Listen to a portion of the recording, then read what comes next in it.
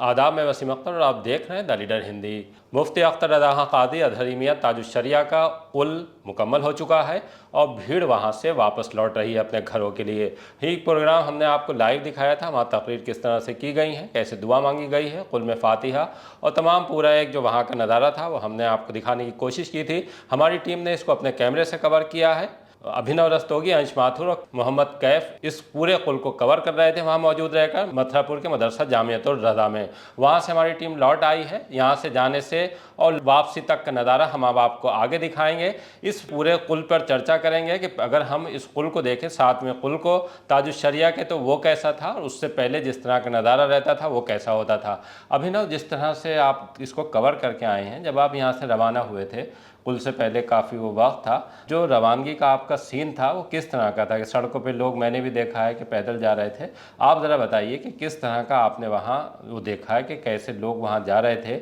और किस तरह से जैसे ट्रैफिक रूट डाइवर्जन पहले ही प्लान लागू कर दिया गया था और फोर्स को सड़कों पर उतार दिया गया था। देखिए, अगर इस बार की बात करें तो अब तक जितने भी उर्स होते थे उसमें आज मतलब दूसरे दिन जो होता था रूट डाइवर्जन कराया जाता था, लेकिन इस बार क्योंकि दोनों दिन रखा गया तो इस बार जो जब रवानगी यहाँ से हो रही थी, जब हम लोग जा रहे थे मदरसे की ओर, तो जो रोड था वो देखा जाए तो वहाँ पर ट्रैफिक बहुत कम था और जितने भी जायरीन बाहर से आए हुए थे, कुछ पैदल तो कुछ ई रिक्शा के थ्रू जो थे वो जाते हुए दिखाई दे रहे थे। कहीं कहीं पे बैरिकेटिंग जरूर दिखाई दी थी, लेकिन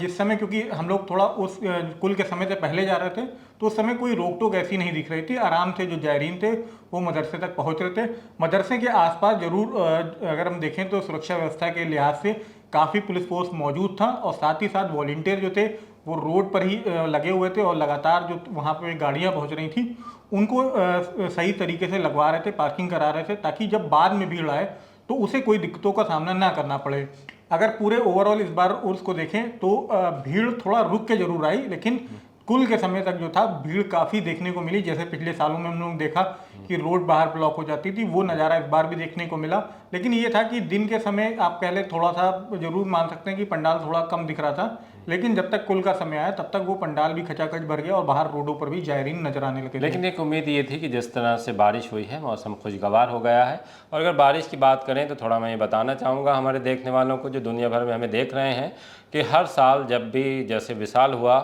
ताजुश्शरिया का, तब भी बारिश हुई थी। और उस बारिश में बरेली ने पहली बार नज़ारा देखा था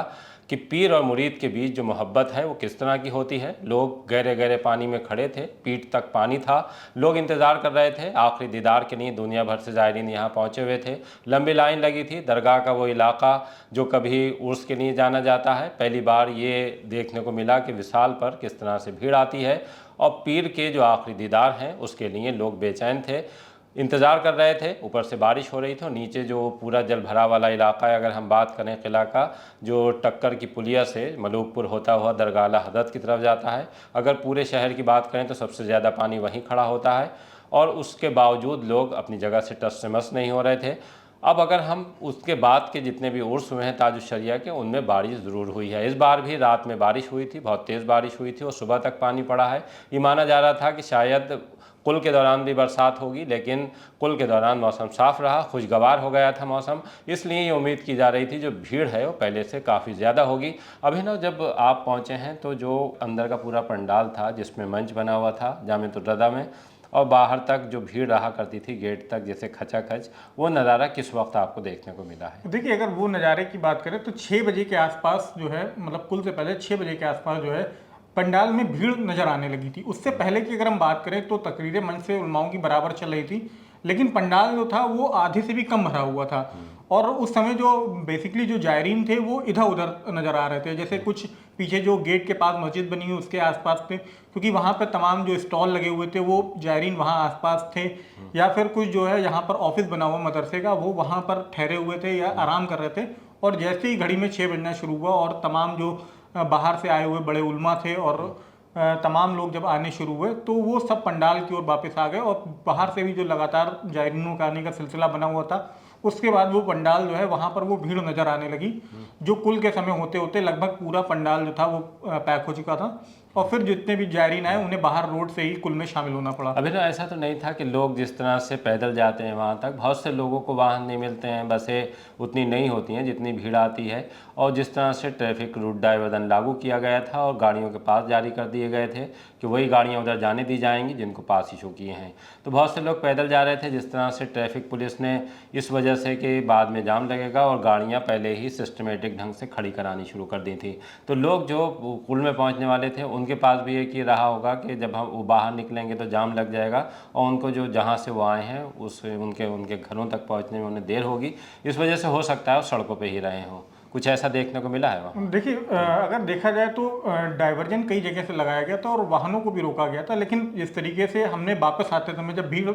नज़र आ रही थी रोडों पे, तो ये जरूर देखने को मिला, भले ही मेन रोड को ब्लॉक करा हो पुलिस ने, लेकिन साइडों से कहीं ना कहीं जो गलियां थी या जो छोटे रास्ते थे वो वहाँ से ई रिक्शा और तमाम जो वाहन थे वो आ रहे थे। क्योंकि लौटते समय हम लोग काफ़ी तादाद में ई रिक्शा देखने को मिले। कुछ ई रिक्शा तो ऐसे थे जो उधर से आ रहे थे, उधर से जहाँ पे भी जायरीन उन्हें दिख रहे थे वो वहीं से सवारी लेके वापस होने लगे थे। तो लगातार बराबर इस तरीके का सिलसिला चलता रहा, तो मुझे नहीं लगता है कि इस तरीके की कोई दिक्कत हुई। हाँ, ये जरूर था कि जो बाद में जायरीन आए, क्योंकि तब अंदर भी जो मदरसे का जो ग्राउंड है उस पर जब अच्छा खासा जायरीन अंदर पैक हो चुका था, तो फिर जरूर उन लोगों को बाहर रुकना पड़ा रोडों पे आसपास, लेकिन ऐसा कोई दिक्कत नहीं हुई। अच्छा, एक तरफ जैसे आप बता रहे हैं कि वो पंडाल उस तरह से जैसे खचाखच हो जाया करता था, उससे खचाखच होने में देर लगी, और दूसरी तरफ कुछ वीडियो मैंने देखे हैं जो लोग छतों पे चढ़े हुए थे और एक दो लड़के तो मैंने उस गुंबद पे खड़े हुए देखे हैं जो जामिअतुर रज़ा का ऊंचा गुंबद है, जो बिल्डिंग उनकी ऊंची से सामने से दिखाई देती है गेट से।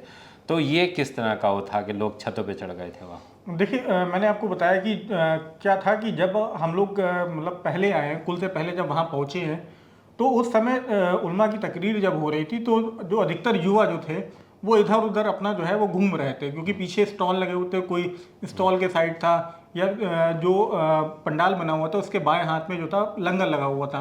वो तमाम लोग लंगर साइड में थे, या तमाम लोग ऐसे थे जो मदरसे का ऑफिस है वहाँ पे उनके ठहरने की व्यवस्था करी गई थी, वहाँ पे आराम कर रहे थे ये सोच के कि जब बाद में निकलेंगे कुल के समय और शिरकत कर लेंगे। लेकिन जैसे ही 6 बजने का समय लगभग आया 6 बजने का,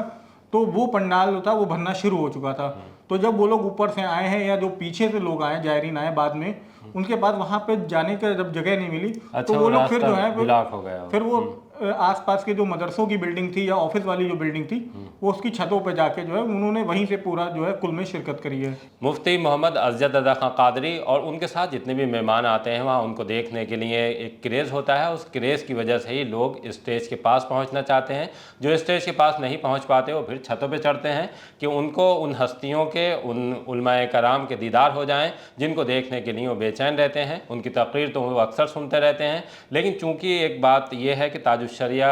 और उससे मुफ्ती आज़म हिंद का भी फतवा है कि जो वीडियोग्राफी है या फ़ोटो है उसको खिंचाने के लिए मना किया गया है। बहुत से युवा, क्योंकि अब जिस तरह से ज़माना बदल रहा है, हर किसी के पास मोबाइल हैं, CCTV कैमरे हैं, इस वजह से लोग उससे बच नहीं पाते। लेकिन जो ताजुश्शरिया से जुड़े उलमा हैं उनकी अभी भी ये कोशिश रहती है कि वो टीवी पर नहीं आएँ, कैमरे पे कैद नहीं हो, और उनके ऑडियो तो चलते रहते हैं। अभिनव जब देखा है मैंने कि जब वो आए हैं मुफ्ती मोहम्मद अज़्ज़द रज़ा खां क़ादरी कादी हिंदुस्तान, तब वो एक भीड़ को बड़ा, एक उनकी गाड़ियों का जो काफ़िला है भीड़ को चीरता हुआ जा रहा है, वो वक्त क्या होगा? देखिए, कुल से पहले लास्ट में जब है जब अज़्ज़द मियाँ की जो है एंट्री होती है पंडाल में, तो तब तक जो लगभग पंडाल पूरी तरीके से भर गया होता है, तो पुलिस बैरिकेटिंग में उन्हें जो है उनकी गाड़ियों का जो कॉन्वे है उसे मंच तक पहुंचाने के लिए बहुत जद्दोजहद करनी पड़ती। तमाम वॉलेंटियर पहले से लगा दिए गए थे, एक तरीके से एक रास्ता बनाने की कोशिश की गई थी, लेकिन इतना ज़्यादा पीछे जायरीन हो चुका था कि उनसे जो है बहुत आराम से कॉन्वे को आगे बढ़ाना पड़ा और फिर मंच के पीछे से ले जाकर जो है वो मंच तक पहुँच सके हैं। ये असर की नमाज के बाद का वक्त होगा शायद, क्योंकि हाँ, 2 नमाज वहाँ हुई हैं असर की नमाज के बाद हुआ। अच्छा, असर की नमाज के बाद कादी हिंदुस्तान मुफ्ती मोहम्मद अज़्ज़द रज़ा खां क़ादरी की वहाँ एंट्री हुई है और वो पीछे के रास्ते मंच तक पहुँचे हैं। जिस तरह वो मंच पर पहुंचे हैं उसके बाद देखा ही गया है कि भीड़ और बढ़ गई है, और उसके बाद फिर जो मेन तकरीर थी उलमा कराम की वो शुरू हुई हैं। तकरीर की अगर हम बात करें अभिनव, तो जिस तरह से सभी इशू को छुआ गया है, चाहे वो वक्फ कानून का मामला हो जो अभी नया कानून आया है, इसके अलावा जो मुस्लिम लड़कियों को जिस तरह से अभी लगातार खबरें आ रही हैं कि वो दूसरे धर्म के लड़कों से शादियां कर रही हैं, ये भी एक मुस्लिमों के बीच इशू है। इन दोनों पे वहाँ तकरीर हुई हैं। देखिए, एक ये तो इशू रहे लेकिन एक खास बात जो एक बड़ा इशू रहा वो मोबाइल को लेकर आया। उलमाओं ने बिल्कुल साफ मन से ये हिदायत दी है क्योंकि जिस तरीके से मोबाइल आया है और उसका चलन आया है, तो खासकर युवा जो है वो मोबाइल की वजह से कई बार अपने दीन से हट रहे हैं। तो उन्हें बराबर जो है उलमा ने मन से यही चीज़ उनसे अपील करी है कि मोबाइल से जो है वो थोड़ा सा दूरी बनाएं। मोबाइल ज़रूरी है, उसे चलाएं, लेकिन इतना ज़्यादा उसमें ना खो जाएं कि आप अपनी चीज़ों से हट जाएं। तो उसके लिए बराबर मन से अपील करी गई है। इसके साथ साथ वक्फ बिल की बात करें या फिर इस तरीके से बेटियों की शिक्षा के लिए बात करी गई है, तो उस पर बराबर उनका फोकस रहा। और ये तमाम चीज़ें मन से जो जायरीन आए थे उन्हें एक मैसेज दिया गया, साथ ही साथ ये चीज़ बताया गया कि यहाँ से जो है मोहब्बत का पैगाम लेकर जाएं और जो है वो भाईचारा जो बना हुआ है देश में उसे और मजबूत करें। जिस तरह से मोबाइल की बात आप कर रहे हैं, मोबाइल को लेकर वहाँ तकरीर हुई है। बहुत से उलमा ने ये भी कहा है कि जो व्हाट्सएप वाले उलमा हैं, जिस तरह से टेक्नोलॉजी आ रही है, मोबाइल सभी के हाथों में है, सोशल मीडिया बहुत हावी होता जा रहा है, उसको देखते हुए उलमा के सामने भी चुनौती है कि बहुत सी ऐसी चीज़ें जो इस्लाम का हिस्सा नहीं है, दीन का हिस्सा नहीं है, शरीयत से उनका वास्ता नहीं है, वो भी सोशल मीडिया पर चलती हैं, उन पर कमेंट्स शुरू हो जाते हैं। उलमा का वहाँ ये साफ कहना था कि कोई भी ऐसा मसला आता है जो दीन से जुड़ा है, शरीयत की बात जब सही जानना हो तो फिर उलमाओं के पास जाना चाहिए, ना कि सिर्फ इस तरह से जो सोशल मीडिया पर बहुत सी चीज़ें सामने आ जाती हैं या सवाल कर लिए जाते हैं सोशल मीडिया पर और जवाब मिल जाते हैं। ये तरीक़ा ठीक नहीं है। बाकायदा दीन को ठीक से समझिए, और जो वहाँ कुछ ऐसे मसाइल आते हैं जिन पर बहस ज़रूरी है या जिन पर ये राय आखिर में कायम होनी है कि सही क्या है, तो उसके लिए उन्होंने निजी तौर पर जुड़ने की बात कही है और आकर सवाल करने की बात कही है। देखिए, इसमें एक चीज़ और जोड़ दें, क्योंकि आज मैं मंच पे जब वहाँ मौजूद था तो मंच से इस चीज़ का बार बार ऐलान भी हुआ कि अगर तमाम मसाइल आते हैं, क्योंकि जो आप बात कर रहे हैं व्हाट्सएप पे, तो उन्होंने यही चीज़ कहा कि मोबाइल पर क्या है कि तमाम उलमा की अब तकरीरें पड़ी होती हैं या तमाम मसलों पे वो बोलते हैं। तो ख़ास तौर से मंच से जो उलमा थे उनका ये कहना था कि अगर आपके सामने ऐसी कोई दिक्कत आती है या आपको किसी मसले में कोई पसोपेश आती है, तो उसके लिए उन्होंने बताया कि यहाँ से जो ऐप लॉन्च किया गया है, एक ऐप जो है जारी किया गया है और ईमेल जारी किया गया है। तो अगर आपको कोई मसला ऐसा फंसता है तो आप उस पर ईमेल भेजकर या फिर ऐप के थ्रू जो है वो सही जानकारी ले सकते हैं, किसी व्हाट्सएप या सोशल मीडिया के किसी दूसरे उलमा से लेने से बचें। जो मरकज़ अपना काम करता है, जहाँ उलमाए कराम तमाम लोग बैठे हैं, जिस तरह से चाँद की शहादत दी जाती है, बाकी दीनी जो वजहें हैं या दीनी ज़रूरतें हैं, जो दीनी काम हैं वो बताए जाते हैं, उसी तरह से अगर उनके कुछ सवाल हैं तो उसके लिए जैसे अभिनव रस्तोगी बता रहे हैं, उसके लिए एक ऐप बना रखा है, उस पर वो डाल सकते हैं। अभिनव, एक बात ये भी सामने आई है कि जिस तरह से लड़कियों को लेकर कहा गया है कि उनके लिए जो मुसलमानों को एक तरह से हिदायत दी गई है, वो आपने भी वहाँ सुना होगा, वो क्या थी? कि एक खास बात जो थी वहाँ पर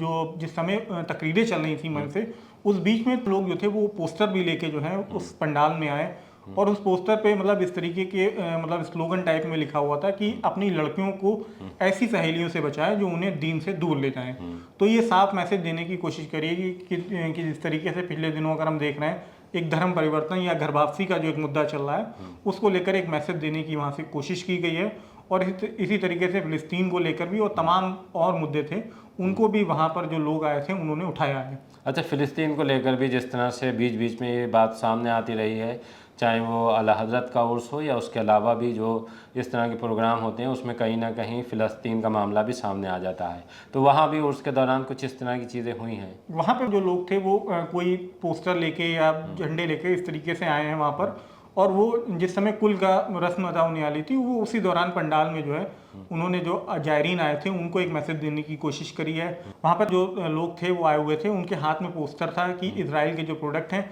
उनको बायकॉट करें, फ्री गाजा और फ्री फ़िलिस्तीन के। एक और भी बात है कि जब